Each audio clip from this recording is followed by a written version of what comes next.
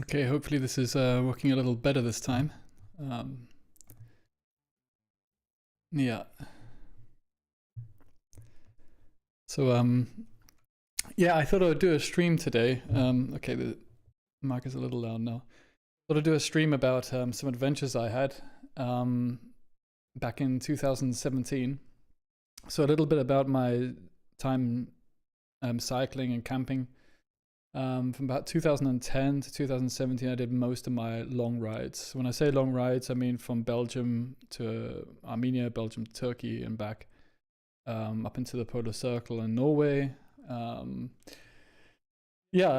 France for a couple of weeks. Relatively intense rides, at least for me at the time. I was often working in farming, so this was between when I was my 2 degrees that I've done, one in philosophy, one in physics, which I've gone on to do research in now. I decided to go and live on a farm and get away from complex live electronics to an extent. And see if I could just live quite a rudimentary life. And it brought me a lot of joy in many ways, although in the end I got somewhat bored. And this was a seasonal working on a farm. So this allowed me and gave me the opportunity to go on some adventures in the summers. So my first big adventure was 2010. However, by 2017, I was already well into my bachelor degree in physics. And I was trying to squeeze in these adventures over the summers. And it was a struggle. So 2017 was my last big trip. And the reason being was I became very ill in Georgia and managed to get over the border to Armenia and ended up in hospital there. That's an adventure in itself and a story for another day. I thought what I'd do actually is start discussing and looking at small snippets of my journey, not just looking at the whole big trip in itself. So let's just recollect, or not even recollect, for me it's a recollection, but not for you, where I was in 2017 and where we're going to look at today. So let's see if we can find this on Google Maps, on Google Earth. This was a pretty good way to do it before. So I think I'll make this a series of videos mixed in with streams, so I'll keep an eye out in the chat if any interesting questions pop up. And I've really wanted to do this, as you can tell by the years, for almost 10 years now, to remember these journeys by. I haven't written an awful lot down about them. I spent, I think, a sum total of 2 years on my bike. It's a big part of my life, one that I don't regret doing whatsoever. And I did this solo, and that's such an advantageous thing to do, in the sense of having contact with locals and just that curiosity and keeping your eyes open. When you're with somebody else, it closes you off in a way that you're not even aware of at the time. I've done a few little trips for a few days, a few weeks with other people, and I noticed this.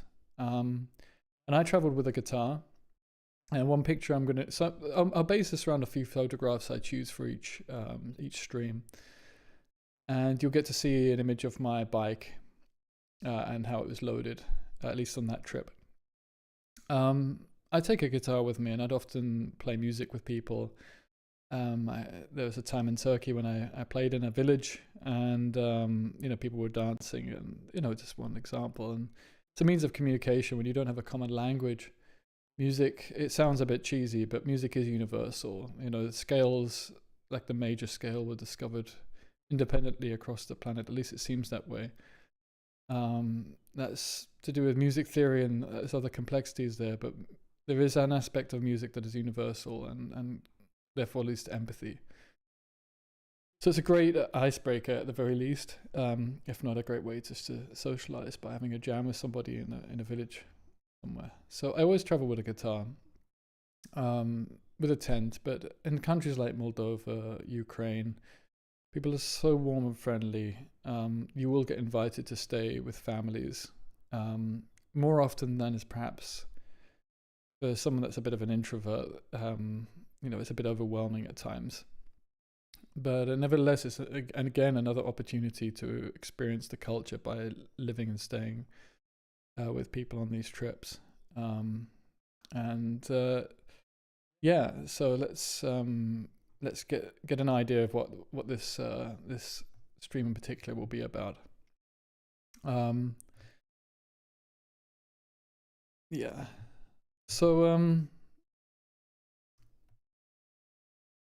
Okay. Have I made a mistake here? No, that should be right. So I am very new to streaming, and I do ask for your forgiveness if there are any errors and how. Sorry. For example, like this, for how I have my setup, and I'm trying to improve this. There's so many different topics and areas I'd like to go into, and I feel compelled on the politics front, by the way, to really try and be an influence. It was to do with my upbringing, perhaps. It's not just a sense of wanting to, it's a sense of feeling like I should. But in regards to the traveling streams, this is definitely something I felt that, there's a need to do that, and it's because recollecting this stuff is quite a joy. So in 2017, I was away for about 6 months. And this section we're going to look at today is the end part of my trip. So this was actually the second time I'd taken this route, and that's why I knew it was a good route and an interesting one, a practical one. And what I used to do was go across the Black Sea. So, for example, end up in Georgia, there's Poti and Batumi. These ports both had, I'm pretty certain it's a past tense thing now, boats going over to Chomorsk in just south of Odesa. And they would you'd take about 2 to 3 days out at sea. Most of the fellow travelers on the boat were truck drivers, train drivers. They had trains on the boat. And actually, I've decided to be very careful about sharing any pictures of the boat journeys, because they in themselves, again, that's another adventure that needs to be shared. And I will do that in due course. I think these traveling streams actually are they're definitely something that should be done. And if only for my for me to recollect later on and to have some record of it. So I was quite familiar by this point with this port. I had actually gone out this way, and I'm coming back along a road that I've been on in 2012. However, this was, of course, coming to Ukraine after the first invasion. Anyone that knows Ukraine knows that it was a changed country after 2014. Their currency had been hit, for example. There was a frustration and anger among the people. I did have one occasion where I was trying to use Russian, and my Russian's terrible anyway, but there was a notion of frustration with the Russian language. I'm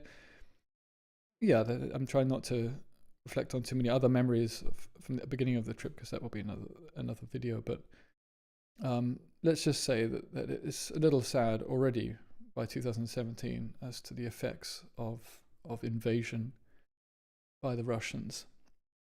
A country that before this, when I first went to Ukraine in 2012, was really saying, okay, well, Russia's like a brother country, but we're looking to the EU and Europe. And I can say that firmly right now, that I had so much contact with many people who simply wished to be a member of the EU and to be part of the European community. And I explained that there were pros and cons. I mean, I've traveled around many countries in the EU, and there was the good and the bad, but they were adamant, and this happened on multiple occasions. By 2017, of course, the invasion complicates things. Moldova itself, because of Transnistria, which I eventually cycled to on this segment, as you'll see, it complicates things because Moldova can then really join the EU, because Transnistria, in theory, would then be part of the EU, kind of against its will and its governance. And this complicates things about how can the EU effectively operate, or implementation of policy and such like. So that's one of the hurdles that Moldova's been facing with joining the EU. So I will interweave politics into these traveling streams. I'm not going to be one of those people who likes to pretend that politics doesn't touch everything in our lives, and isn't significant every point in our lives. So yeah, let's get into some of the meat of the journey. So I'm arriving at the port here. I'll share one small video from being out at sea. That's quite a lovely experience that I didn't expect. And then we'll look into... I came to Odesa. I stayed in Odesa for 2 days on the return leg of this trip before moving on to the border. And I believe I crossed one of these main crossings. Now, it will say Moldova here, but this is effectively Transnistria all the way up to... We can see this dotted line here.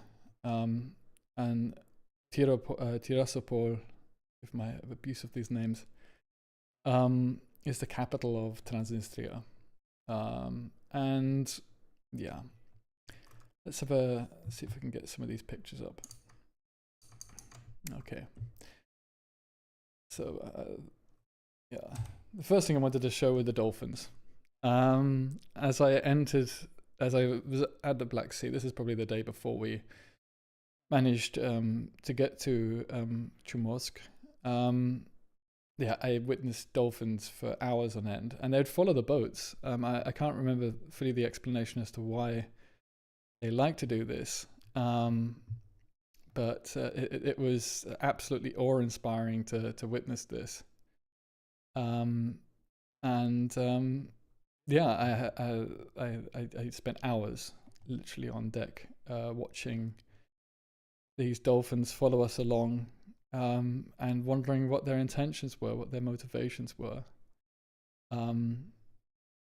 because they're truly beautiful creatures, very elegant in the water. As I say, I'm going to keep this boat journey that I went on. It was quite the adventure in itself. To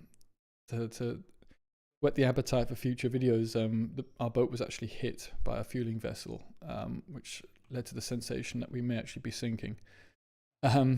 Alarms went off and such like, but I think I have more footage of that. I'll need to find that for another stream. So the only part I'm going to show of this, yeah, this part of the... Oh, sorry, I'm not actually sharing the dolphin video. Let me... Yeah. Okay, I'll play this again. So, yeah, these are... It's just one footage I have of the dolphins coming alongside our boat. I wasn't fully aware of just how frequently you could see dolphins in the Black Sea. It wasn't my first time in the Black Sea, but it's certainly the first time I witnessed the dolphins. And it was just one of the many amazing experiences being on these boats. They were actually built in East Germany before the collapse of the Iron Curtain. And these boats, that is. And quite fascinating to travel on. I actually had the opportunity to see the engine room and to have a tour underneath in the workings of the boat. Again, this will make an interesting stream for another day.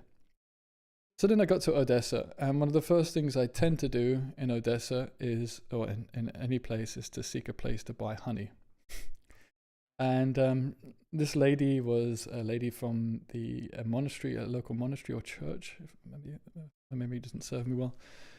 And she was serving honey. And I like taking portrait shots. I like taking people photographs. The more I've traveled, the more focus it's become on culture, on people, and on politics. I do dare to talk politics as much as I can, to have a feeling and an understanding of what motivates and drives people. And so there was this lady, forgive me for not knowing her name, very friendly, selling good honey. Monastery or church honey or honey sold by the churches tends to be very, very good. And she was a very sweet lady, so all the more reason to buy her honey. So I was literally just walking along the street in Odesa at this point. I am quite familiar with the city, and it's a city I definitely want to go back to when possible. I was just taking I had no particular objective.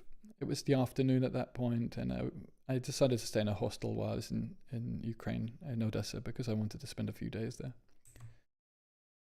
This was actually near to the Jewish Museum, so I visited the Jewish Museum. I think this must have been the next day after staying in the hostel. And there's these quirky views that you get. So there's an old Lada here, I suspect, one of the old communist cars, and just the colours and the quirky views that you can find on every corner.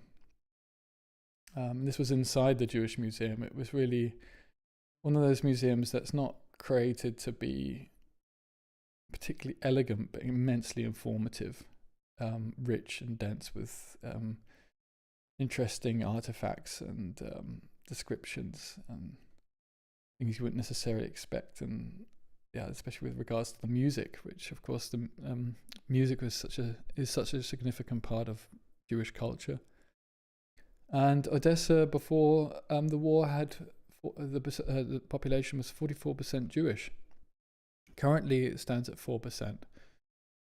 Now this of course is a travesty as to why the percentage diminished so much, but in the context of Eastern Europe, for example, compared to Krakow in Poland, which also had a large Jewish population, 4% is quite significant still. And I think it reflects the multiculturalism of Ukraine. Odesa is a city that is home to many students, or was a home to many students studying medicine in particular. Is very well known for, and coming from all over the world. I met a lot of Indian students, for example, in Odesa. And then you've got the Azerbaijanis community. That's a lot of street food. In the Jewish community, it's really such a beautiful and colourful, and to use the German word bündlich, place, in not just its architecture, not just its food, but just culturally, and well recommended place to visit in Ukraine. Forgive me for not. So there was the English here. So these were lottery tickets in 1930. Who would have thought that you could get lottery tickets in a communist country?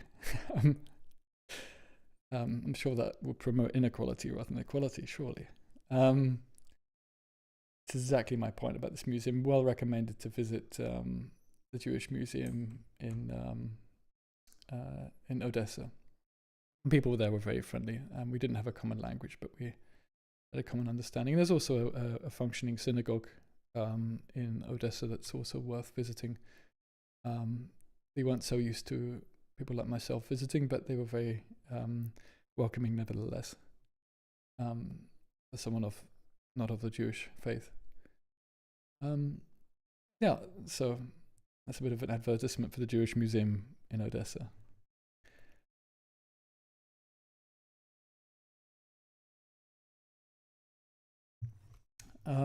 Let's. And this is more of a focus on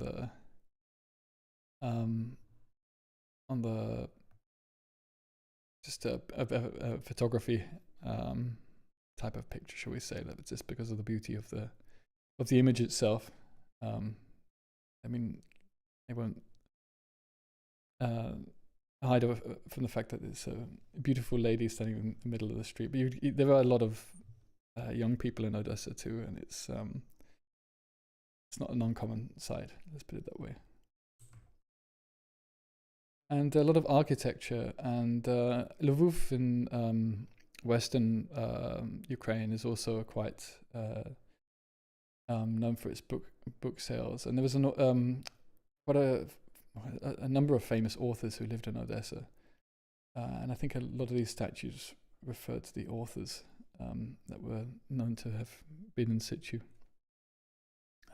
So it's an opportunity to frame a good shot. in terms of framing of photographs. And then this, I know this seems so menial and irrelevant, but how roadworks and construction was conducted in Odesa was also quite interesting, and to be frank, quite old-fashioned, which led to a lot of manual labor. They weren't using so many tools often, and so at every corner of the road, you'd see some interesting views. And I don't know if it was homelessness or just needing an afternoon sleep, but there was also quite a few examples of people sleeping on the street. But let's not pass judgment. Nevertheless, they made for good photographs and were part of the milieu of Odesa, so I took the photographs of some of them. I'm sure they gave me their permission in one way or another. And this is already a child in a home. I think this is not following the correct order. So this is in a home. Well, this was in a home in Ukraine just before I crossed the border into Transnistria. And yeah, cheeky child, very playful, had absolutely no common language with. But when someone's good-natured, it doesn't really matter too much. Yeah, so just an example of being in a family home with someone that, with people that are very warm-natured, and getting a feeling for what they like to do, what they like to eat, and feeling part of a family often.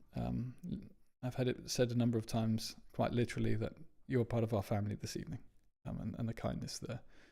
And statistically, of all the people I've met and come across on my travels, more than 90% have been good, if not super kind. And those really evil people could even be 1 in 1,000 or maybe 5 in 1,000, something like this. It just exemplifies those who care about politics and those who care about doing good, having a better world for ourselves and for others, that it is worth fighting for. Because even those with misguided ideas, many of them are not bad people. Don't think that's true of this family, though. And this was one of the first things I saw after getting into Transnistria. Now, I tried to get into Transnistria in 2012, but they hadn't let me in. So I tried to enter through let's see if we can go back to the map. This time I entered from the Ukrainian Transnistrian border, but I tried to enter from the south before, and I knew that they were more uppity about me doing so, because crossing this border was effectively illegal. Moldova doesn't recognize it as a border, but Transnistria does. So in theory, by them stopping me, and it was a little bit more complicated. Now, I'd been told afterwards I should have really tried to bribe the guards. But alas, I was too honest at that. Well, I mean, not about honesty, but I didn't realize it would be so effective. So I knew on my second time of attempting to get into the Transnistria to try, and I've been told this, the Ukrainian Transnistrian border here. And they were super friendly. They literally asked me how many days visa would I like. Yeah, I asked, well, I said maybe 2, 3. And I even explained to them I wanted to go to the capital, but then I wanted to go northwards. I wanted to try and see what the villages were like. If there's one thing, I think most people know this, but capital cities, big cities in a country, they tend to be very different from small town life and rural life. And I want to get a feeling for the whole host of demographics and the urban and the rural experience. And the guard this time was very kind. So the guard in 2012 was very, to be frank, Soviet. And I had to pretend that I didn't know where I was going and I didn't know why I was there. Whereas in 2017, there was no need to have a false pretense as to what I was doing. And it was very straightforward to get in.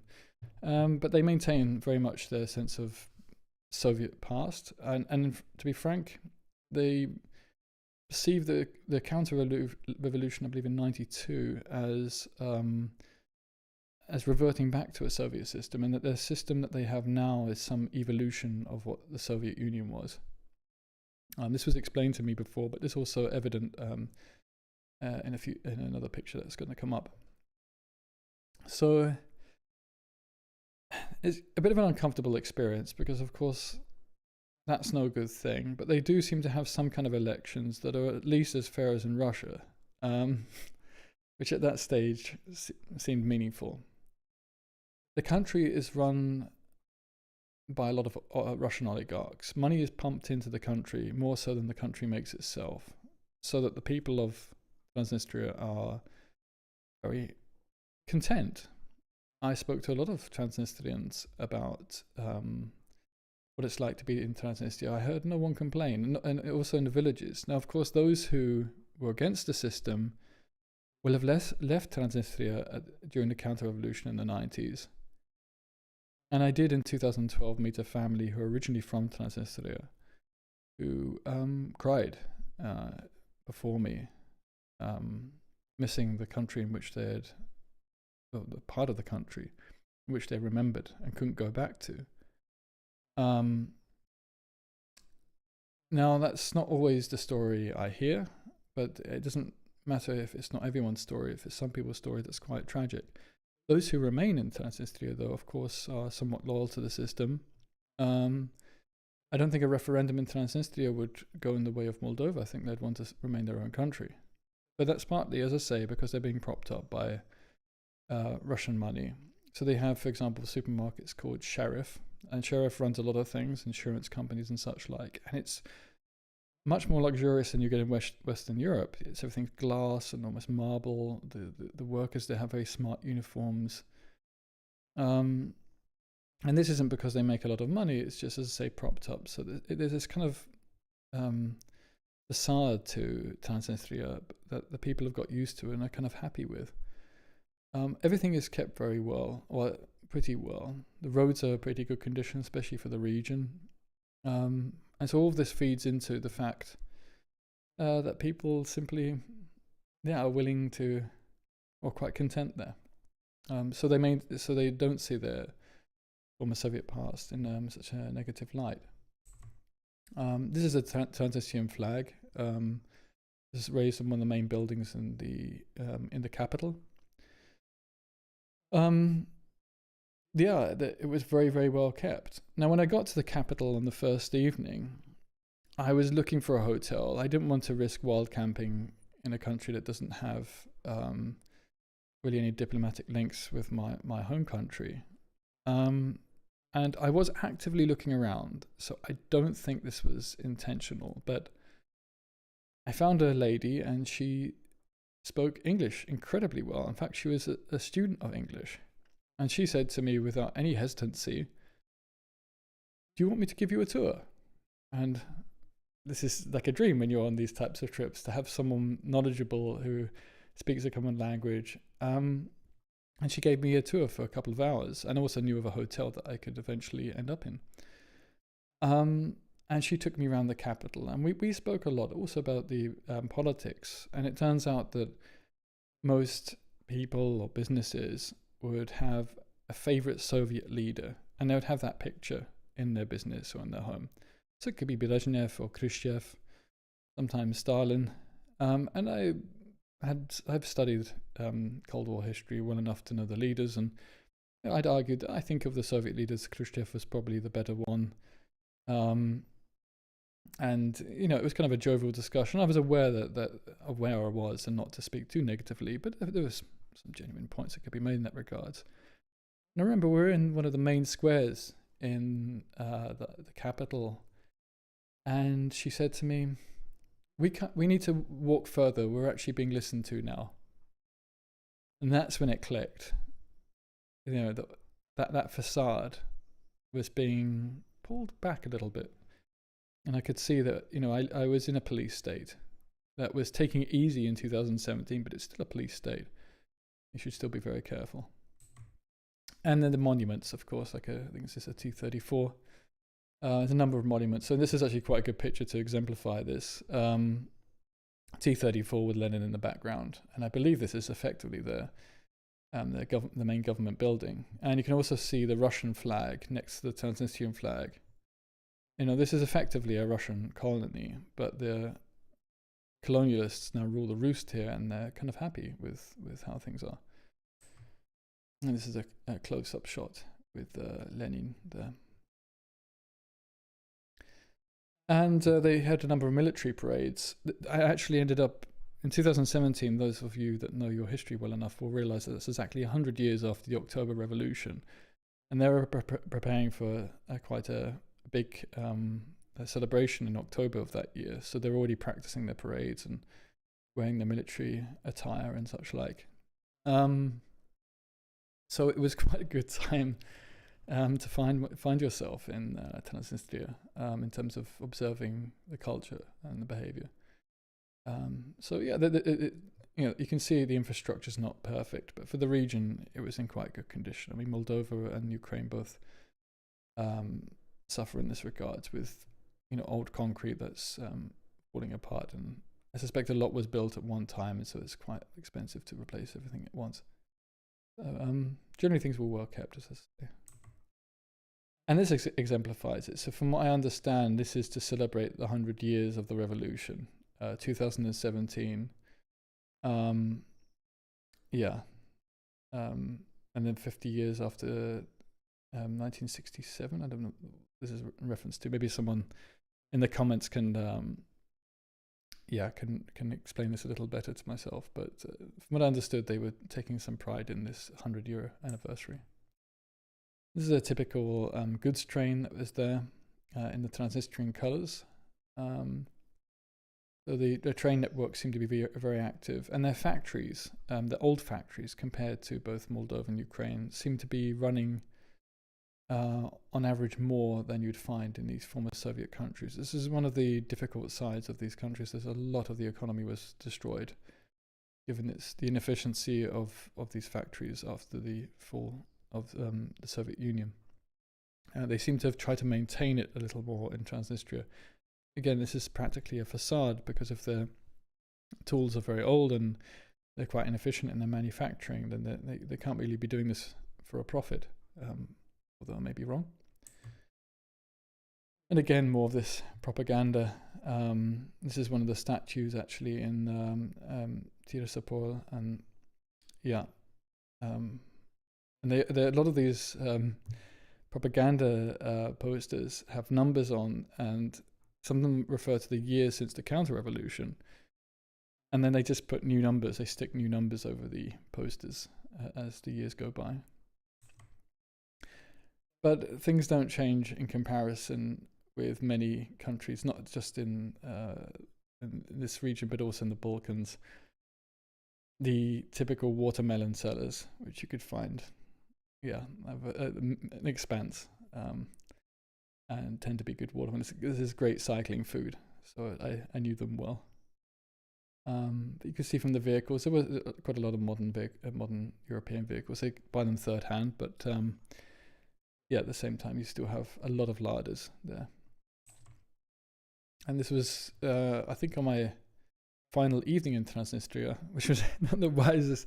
I tend to like to ride at night. I'm a bit of a night person. I found myself on the Transnistrian Moldovan border at night.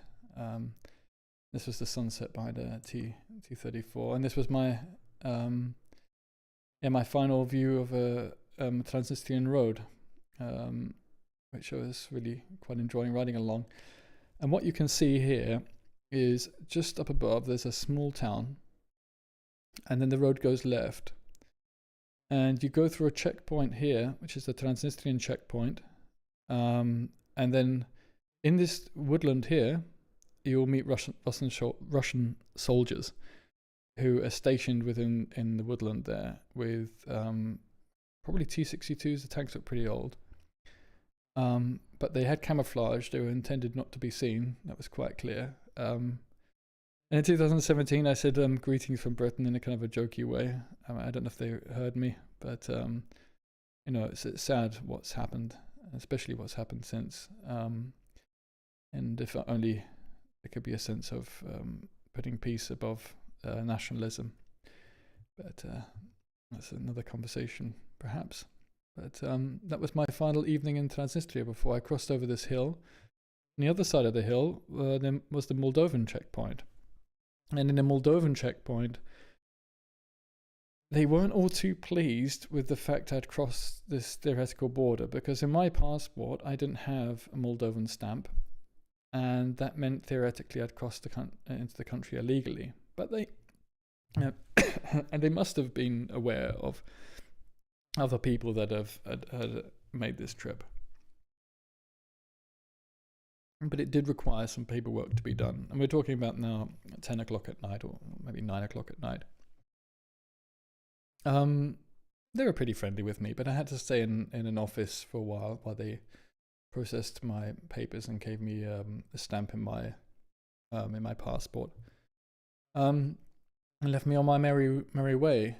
So I expected to wild camp that night, but I think... this is... just before I'd crossed the border, I'd gone into a Transnistrian shop, again, to see what like a small shop was like, and they seemed to be pretty well stocked. I noticed a lot of Russian soldiers were buying from the shop, though, so of course that's putting money into the economy. So that's one aspect of how this economy was being run. And you can see that my honey addiction was thriving, and I was buying some of the local honey and some other sugary delights probably, or maybe some of the wurst, some of the sausage from nearby. But that night I didn't wild camp. This family, I was in a small village, dirt track, and I'd asked this family if they knew somewhere I could put up a tent. They said, you don't need to do that, you can come and stay with us. And this family were quite typical of the region. They'd lived in Germany, or I think the father had lived in Germany, so he spoke pretty fluent German. And then brought the wealth back to Moldova. So it's not just within EU countries that this happens from other European countries. I know Serbs who have done this, for example. And then they build these beautiful, wonderful homes in a Moldovan village and seem relatively content. So I spent the night with this family. We were talking, also the fact that I'd just come over the border from Transnistria. I'm sure they're somewhat amused by this. So it was a typical experience of a family home, which was quite joyful. And as I left the next morning, again you see the horse and carts of the region. If you go to a country like Romania these days, you won't see this anymore. For good and for bad. Of course, you don't want people to live in yesteryear, but in terms of the novelty of seeing people using horse and carts both for work and just as a means to get about, then it's quite a nice thing to experience. So the novelty factor, for me at least. And you can see the kind of landscape. It's very hilly, not mountainous. Moldova is famous for its wine, so it has a lot of wine hills, and in some villages every family, it seemed, was making wine and had some winemaking equipment. So it was quite a nice morning that morning. I remember it was clear skies ahead, a little bit cold. So we're talking now September.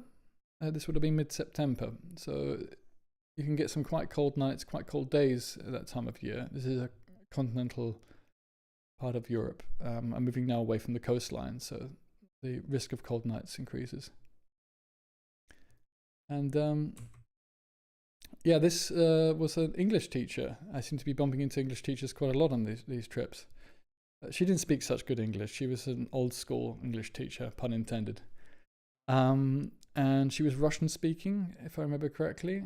And her house was fascinating. I don't think I have a picture of the house, but all wooden interior with lots of quirky, interesting things. And she had fantastic tomatoes. There's another thing in the region, the produce, the quality of the produce.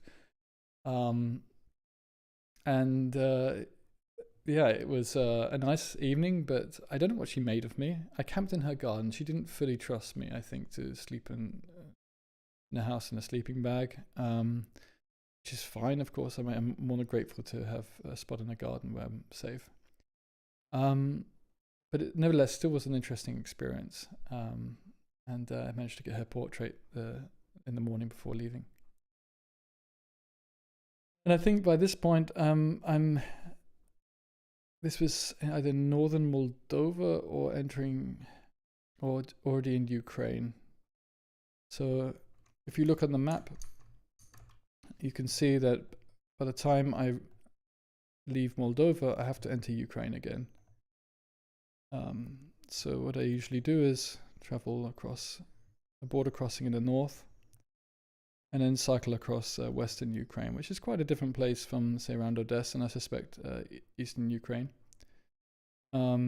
Used to be part of the Polish-Lithuanian Empire, which I was taught about by some teachers I camped with at one point. And then, I'd make my way up to Lviv, and then cycle into Poland this way. So that part of the adventure we'll keep for another day. I think Ukraine deserves its own discussion. And as I promised you, an image of my bicycle. So you can see that I had my guitar in the back. The border guard sometimes would think that I was carrying a gun there. I'm sure, I don't know if they were disappointed to see that it was a guitar. And then in those days, I'd have my tent and my sleeping mat down here. And here I'd have my camera and different lenses. And cooking equipment on the back for making tea and coffee and such like. And this bike no longer exists. I was hit by a car in 2019, which is another reason why I stopped riding quite so much. This bike was called Novi Sad. I named it after the city in Serbia. Because of some very kind people there that I almost joined their community for a few weeks and playing music and such like. And I had this bike for 10 years, 2009 to 2019. And I still use the front fork on my city bike here in Germany. But alas, the frame was cracked after the collision. And this frame I still have, despite the crack, for the sake of memories, and perhaps I'll put it in my wall at some point. It's a titanium frame, so welding and repairing a titanium frame is a little tricky. So to put in context, I think I have some images for this.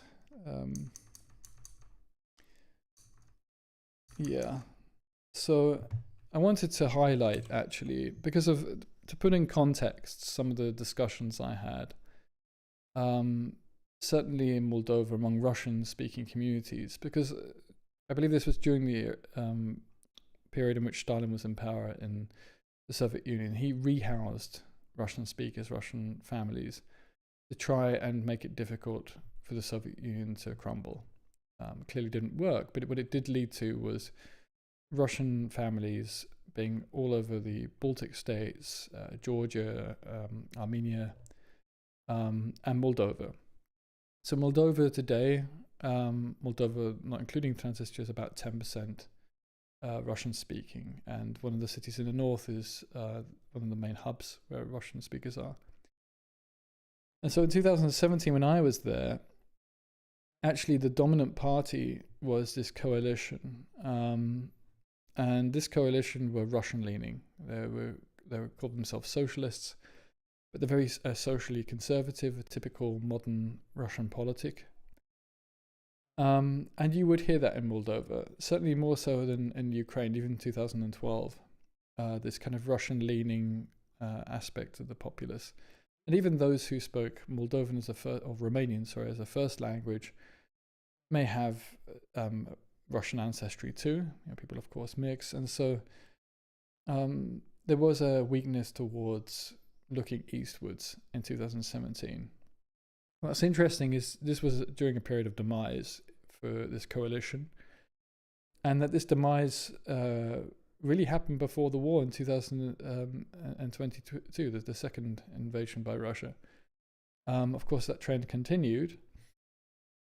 And the leader of Moldova that you sometimes see in the media is of this other alliance, But they reached a peak in 2021. There's been evidence of Russian interference in Moldovan elections. So seeing this difference between these two coalitions just shows you the strength and belief in looking westwards now in Moldova. It's quite the change in the in trends. Maybe it's a change in demographics with the older generation dying off. So I also made this table to highlight the fact that that there's quite a difference between these coalitions. So the coalition that was successful before was the Party of Socialists of the Republic of Moldova. All the bad parts of socialism and none of the good parts, it seems. Who ran with the Communist Party. Like in Russia these days, these communist parties don't have really any sense of the commune. It's more about being socially conservative and then with some social welfare just stuck on top. So it's all but name, really. And they describe themselves as left-wing democratic socialists and Russophile. I mean, they're quite open about this. However, the dominant political force now in Moldova is the liberal centralists, the pro-EU anti-corruption coalition. They seem to be doing a pretty good job in Moldova. So I'm happy to see that Moldova stayed strong despite all the difficulties it faces. It must be said that the region of Transnistria, the people there, I don't think want to go back to being part of Moldova.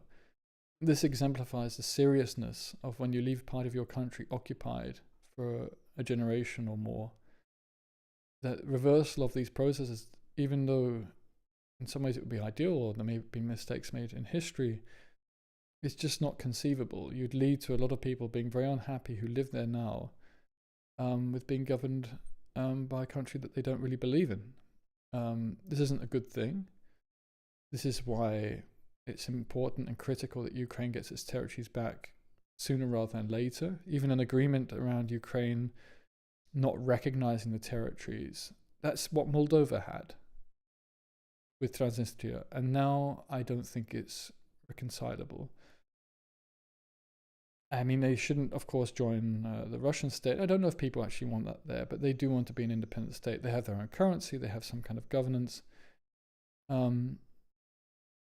It's tricky, and this is what happens when you leave a region that isn't part of, that isn't recognized, but is dominated by another country for a long period of time. It merges, and it may not be a good thing, but reversing these processes, well, in physics we call this an irreversible process for a reason.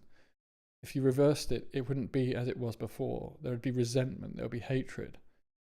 And that's not the world we want, and that doesn't create more peace or more stability in the region. So hopefully Moldova, the effective Moldova that we see, moves further westwards. The people are moving that way. Hopefully that's recognized and they can join the EU. But I think in the case of Transnistria, it's one of those things that we may, or it's for the Transnistrians to accept, or the Moldovans as well, and the Moldovans, that it may be a lost cause. Or maybe there's some kind of republic system that could work in that area where they have a lot of autonomy. But this is the dangers, and we see this in Donetsk at the moment, or Crimea, that if you leave it like this for 20, 30 years, those people that remain will be Russian-leaning. They'll be Russophiles. And there's not much we can do after that. So if Ukraine is to regain its sovereignty over the entirety of its country, it has to do that sooner rather than later. It's not something we can just kick down the road. And yeah, so I feel it's quite apt to finish on a political note here. As I say, my trips were partly because of interest in people's politics. And also the complexities that we can't simply say, well, it should have been this way, so we'll revert back to it. That isn't really how effective politics works. It's about actionable politics, not about ideals. Otherwise, it can become very dangerous. So I hope you enjoyed this first stream, hopefully first of many.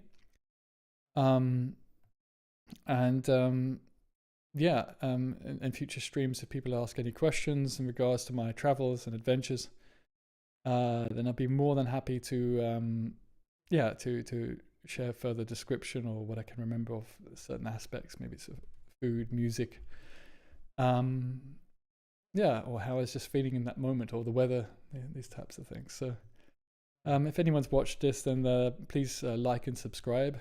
I feel like a bot saying that, but it is important. It does help me out. I plan to stream, as I mentioned in the previous stream, also about philosophy, politics, music. Also my research in physics could be of interest. And combining some of these things. In physics, we study democratic network theory, for example, and the American elections were studied by physicists. I was at a conference recently where we looked at this. So if you have any points of interest in what I stream in the future or what videos I make in the future, please leave them in the comments. And I look forward to it. There's a lot of really good people in the streaming community these days. We've got to make ourselves heard. We have interesting things to say, and also, to be frank, important politics to share. So thank you for watching, and hopefully I'll see you next time. Bye.